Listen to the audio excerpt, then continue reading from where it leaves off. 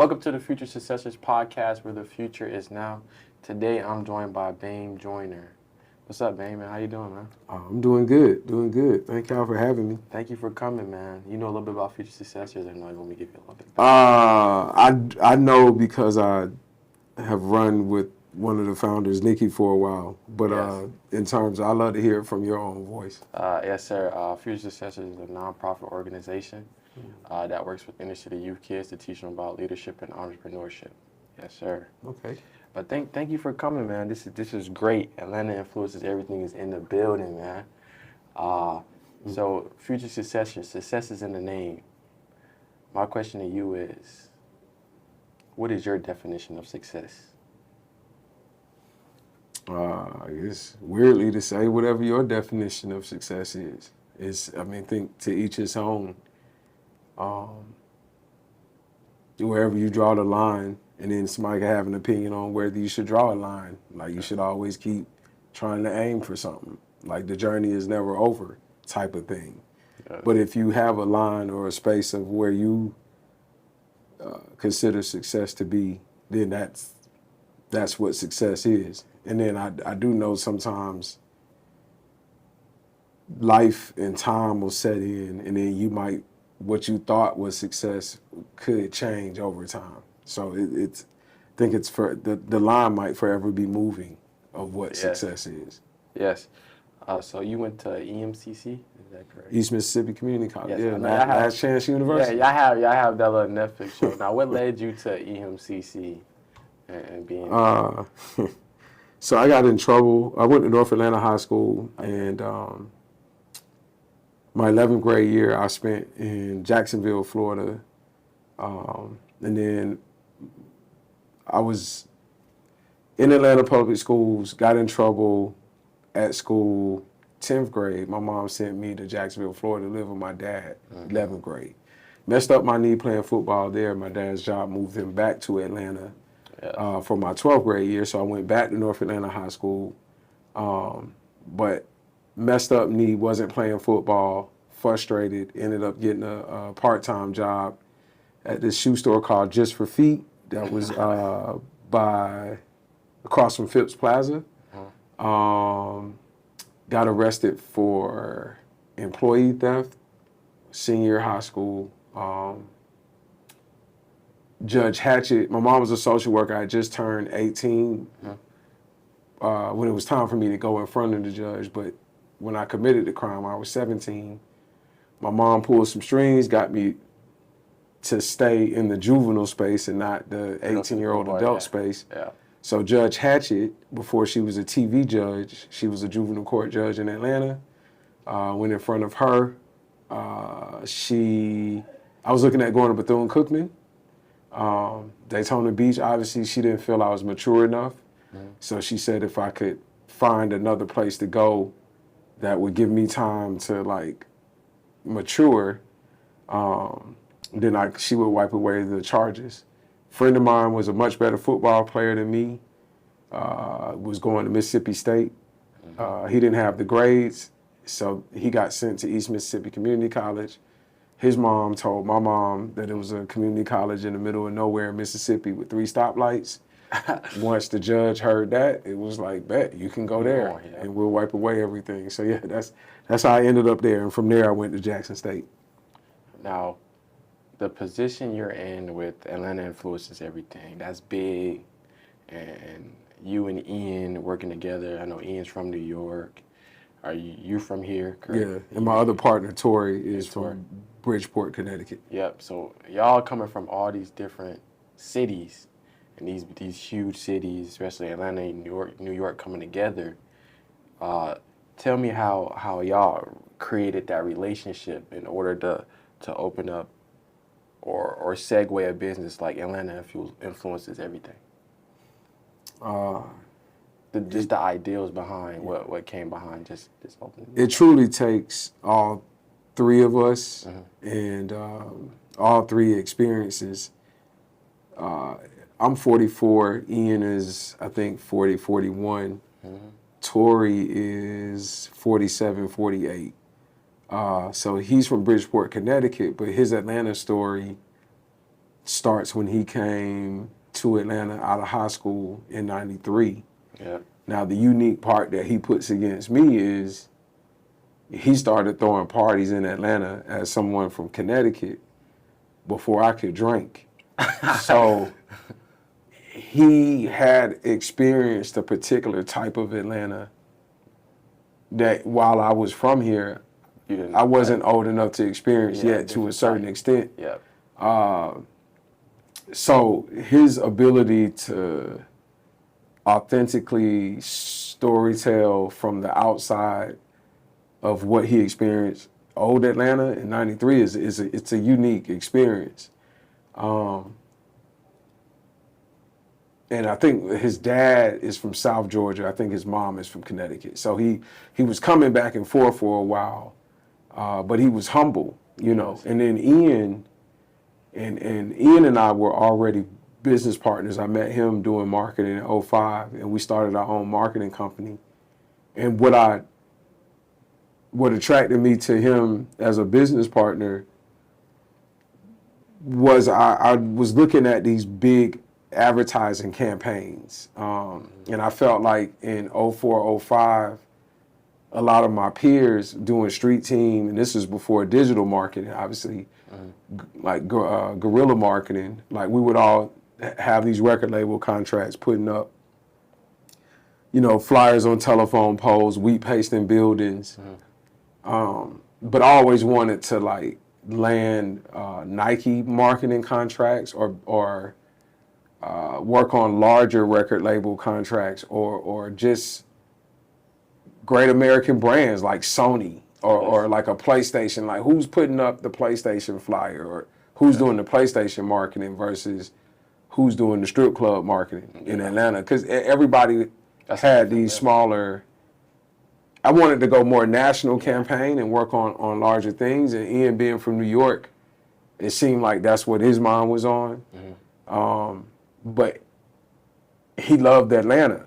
And so years later, we had a marketing company called Revolutions. That was our first marketing company, Rebellious Revolutionary Solutions to Marketing. Then went from there to the Tomorrows because we felt we were so cool that we could sell a brand on tomorrow. So we would do 18 to 25 multicultural marketing. And in running the Tomorrows, we had a friend that worked at Nike that we pitched kind of a campaign aimed at these 20th anniversary of the 96 Olympics shoes that Nike was doing. And we did like this kind of scavenger hunt campaign. This is 2015. And at the time, Nike said that Atlanta wasn't a relevant enough market to spend the money, even though they had done something similar in Chicago with the re-release of the Jordan 1, under the guise of what Michael Jordan meant to the city of Chicago. And so we were like, well, the Olympics meant a lot to Atlanta. I think we should do a similar campaign. They didn't want to spend the money. This was 2015 at a time. And they were saying that Atlanta, we didn't have certain things like LA and New York and Chicago. And the things they were talking about, like the Bean in Chicago, like they were right in certain things. But what I couldn't get out my head in 2015, this was the year everybody dabbing. Everybody. And so I'm looking like, yeah, we don't have certain things. You're right. But there's certain other things we do have. And I didn't know how to state it at the time. I guess I got emotional. I was in my feelings. So I said, you know, we don't have these things like these other markets, but we do influence everything, though. And Ian, we were already looking to create. We wanted to create a shirt anyway as a marketing company, as an extra thing to sell. And this was all post Detroit versus Everybody. So Detroit versus Everybody was already out. Big thing. And they were killing it. You know what I'm saying? And people were doing Atlanta versus Everybody shirts or Atlanta versus all y'all. But in 2015, like if you didn't live through the Lil Jon age of Atlanta, from when Andre said the South's got something to say, up through the Never Scared, We Ready, No More Playing GA, Nuck If You Buck, that whole vibe was a versus Atlanta trying to prove itself. But by 2015, 2016, I was there. Migos, 2 Chainz, Future, Atlanta wasn't even shouting out ourselves on the record anymore. It was a vibe like, oh, you already know what it is. Yeah, it's us. Yeah, so that was influence, not we had proven that we influenced everything. It felt like it. Yeah. So it wasn't a versus time. And so when my partner heard that, he was like, man, maybe we need to put it on the shirt. Now, he from Brooklyn, so he didn't immediately agree. But he from Brooklyn, went to Morehouse, never went back to Brooklyn. So he said, man, I think it could be true. We should put it on a shirt. And I'll end with why we continued and changed the name to that as a company was because he felt like everybody in Atlanta knew Atlanta was dope. But from a marketing campaign, external ad posted somewhere, yes, that Atlanta wasn't doing a good job of explaining why it was dope, which is why Nike and other people, they knew something was here, but nobody ever could really capture it. So he said, man, we need to focus on storytelling. And that's how we became the company. Yes. That's great, man, because I know, like you said, with the Detroit versus everybody, and you see that brand go through, and then you see that Atlanta influences everything, and how, like you said, the dab, everybody dabbing in different countries, different cities, everybody dancing, like the Migos, like you said, the Migos became popular, everybody rapping their stuff, man, everybody doing all the Atlanta dances and everything. But I know with success, it came a lot of struggles with the business and with the brand. Tell me a time where you had to be resilient and you just had to see it through. I guess the easy go-to would be COVID. Yeah. Because everybody's grown. Tori has kids, I have kids, Ian doesn't have any kids. And we were chugging along, kind of little engine that could, building the brand, getting more clients. And we like November 2019, what we knew we had on the docket for first quarter 2020, there were 2 big things that we felt would help set the tone for the next year. And the first was we had landed Atlanta Convention and Visitors Bureau as a client to do a marketing campaign around Atlanta, but for Atlanta, but it was going to be at South by Southwest in 2020. And so Atlanta Convention and Visitors Bureau was going to pay for these billboards at South by Southwest that said Atlanta influences everything. And we were going to like have people on like roller skates skating around Austin, passing out cool things to get you to come back to this booth to kind of sign up to learn more about the city of Atlanta, which Atlanta Convention and Visitors Bureau is officially who is in control of Atlanta's brand, all the external marketing. So that was like, we were finally being recognized by the establishment to collaborate with. And then that year, such a unique time, we were looking at doing something for 404 Day, the beginnings of 404 Day from some stuff we had seen the year before with this AT&T campaign that we all had a hand in some form. And Atlanta Influence Everything and Butter ATL and Jai with AEBL, we had realized, so that year, 2020, Atlanta had the Final Four that year. And we were looking at doing something with 404 Day and to play on the Final Four. In that particular year, in 2020, the actual Final Four games of the tournament, you know, they played on a Saturday. Yes. That Saturday was actually April 4th. So we had the stars had aligned where we were going to do a full 4-day watch party for the Final Four.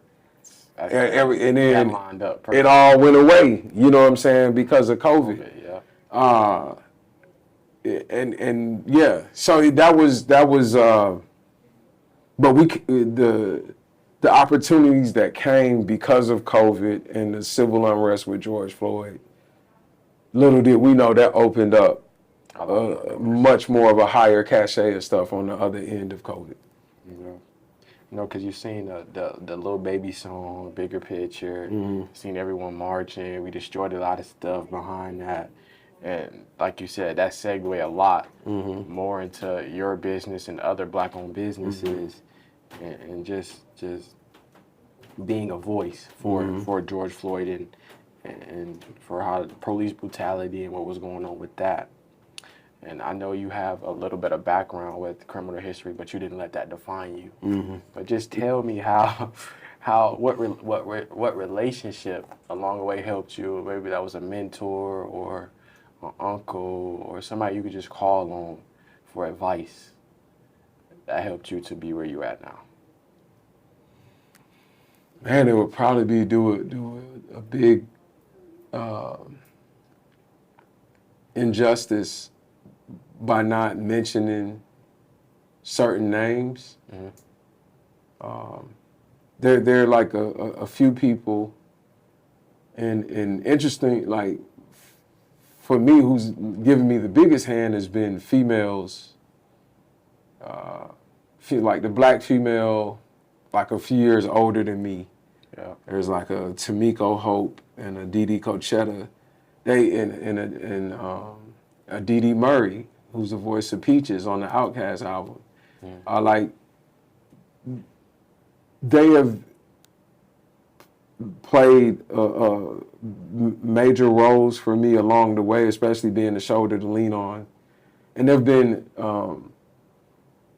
cachet of dudes too, but if I were to be honest, what drives me now is that I myself and others want to be more, how to say it, we want to be more defined as mentors. Like we want to, like I would like to be able to show specifically where I helped younger versions of myself specifically get to a place, not some random advice here and there, not like, oh, yeah, I think you should, like, yeah, but like, let me start a program or let me specifically assist a program like Future Successors to undoubtedly, like, I want to follow your success through the program, and I specifically want to help you go from this program here to like head of content at Vice Media. And this rapper Ransom I listened to, he said, I'm trying to be the adult that I needed when I was younger. And what me and my peers that do this work didn't have, and it's through nobody's fault, is timing, was like a clear-cut example of how to do this. There were people that helped different things along the way, but it's not specifically, like I wanted to be an A&R coming out of high school. So by 10th, 11th grade, so by 95, 96, which an A&R is not a rapper, and it's not a ball player. I knew those things were hard. But working in sports and entertainment, like actually just working a 9 to 5, not an entrepreneur, but becoming the like head of A&R at a record label, but starting in the mailroom, going through new music, or how much everybody wear the New Era hats, but don't nobody in the school system know there's a head of marketing, cultural marketing at New Era, or Jordan. Like everybody, Jordan this, Jordan that, but we just consuming until you meet the person that's in charge of lifestyle marketing at Brand Jordan. So they're getting paid to come up with cool campaigns, go to the All-Star game, kick it with LeBron. They're getting paid to do this via the brand. And so I wanted to do stuff like that. And there was no adult that could, like, not in Atlanta. I didn't live in New York. In Atlanta, that could like show me the pathway. And that frustrated me over the years because it felt like my friends and family didn't understand what I was trying to do. And it made it seem like you making it seem like I'm trying to rap. I'm not trying to. Yeah. I think I can find the next rapper, but if you're an A&R at a record label, that means you work for the record label. Means you every 2-week check and insurance. So I wasn't even trying to be an entrepreneur. I was trying to be an employee.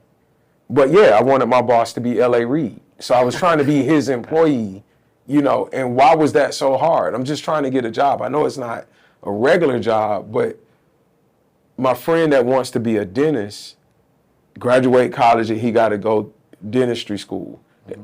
I figured I put in that same amount of time in the industry that it should work out for me. It didn't, or other people like me, because it wasn't a clear path. My homeboy still became a dentist. So probably around 2012, 2013, I shifted to wanting to help more. So I do the work, but my work is based on, I selfishly do everything I do to help the 17-year-old version of me. That's, in the words of Virgil Abloh. The selfless mindset. You just wanted to help somebody else that was in the position you were in. And not even just dibbling, dabbling. You fully getting that person in those rooms with the people that they want to be, or that they grew up to be their role models and different things like that. But for you, what is a championship for you? Where do you want to be at? Where do you see yourself in about 2, 3, 4, 5 years from now? Or what do you want Atlanta Influences Everything to be? Just on that basis, in the future, where do you see yourself in Atlanta Influences Everything? To have proven out that, one, that the work we do, that it could be done in other cities too. Because every city, every place has a thing. For better or worse, there's something that separates one place from another. Everybody has a thing, like St. Louis might have the arches. And so all Atlanta Influence Everything is a doubling down on you, accentuating your positives. So what we did was we doubled down on what makes Atlanta Atlanta, and we identified there were 3 C's, which is the home of Dr. King. So the civil rights movement is attributed to Atlanta. The home of the brand Coca-Cola is one of the most recognizable brands in the world. That's attributed to Atlanta. So the first C would be kind of civic, civil rights. Yeah. The second C, corporate commerce, because of Delta and all these new headquarters here that's moving here. Yes, you know what I'm saying? And then the third C, which is what everybody assumed it to be anyway, which is what we led with, is culture, the dances, the you know. So those 3 C's. And so if we know that a person can be an influencer, and we all know influencers that supposedly make money off being an influencer, we're saying that the city is an influencer. So how does if that's the case, in 3 to 4 years, we would like to show how a city that has been identified as an influencer, not a person, but a public sector city, how a city can actually leverage its influence by creating workforce and economic development from the influence. Meaning, you would go to Atlanta specifically, like if you want to be an entertainment exec, yeah, or you want to become like the next Rich Paul or Maverick Carter or Tyler Perry or Will Packer, that you would come to Atlanta intentionally.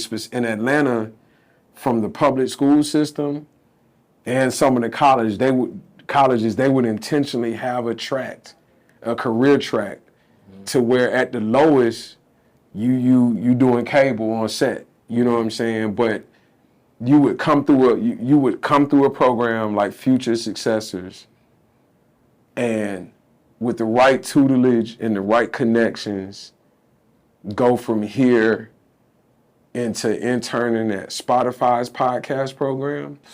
And from that Spotify podcast program, you get, you put in the work. Now you got to show up. Mm-hmm. But you would come out of that and maybe get the full-time gig at Spotify, or somebody at Tidal done noticed you, so you over at Tidal now, or you go, Vice or Complex Media Network, or dare I say CNN. But that when you trace your steps back, it was because people like Atlanta Influence Everything had partnered with people like Nikki and Future Successors to actually create a guardrail, kind of like how you got them, you don't know how to bowl, them things, the little bumpers. That's what I needed early on. And I think we all need them at a certain, if you're doing something non-traditional, Future Successors and AIE help put those little bumpers or those training wheels on you a little bit, and then take them off when it's time. That's what I needed. I had to learn on my own. If I'd had a program like this, So that's the future, is just doubling down on these types of programs and initiatives. Just the opportunity, because I know I'm from Detroit, and we moved down here in 2013 because my mom didn't have the opportunity to grow like how she wanted to in Detroit. So she moved to Atlanta to see herself grow to the position she's at now.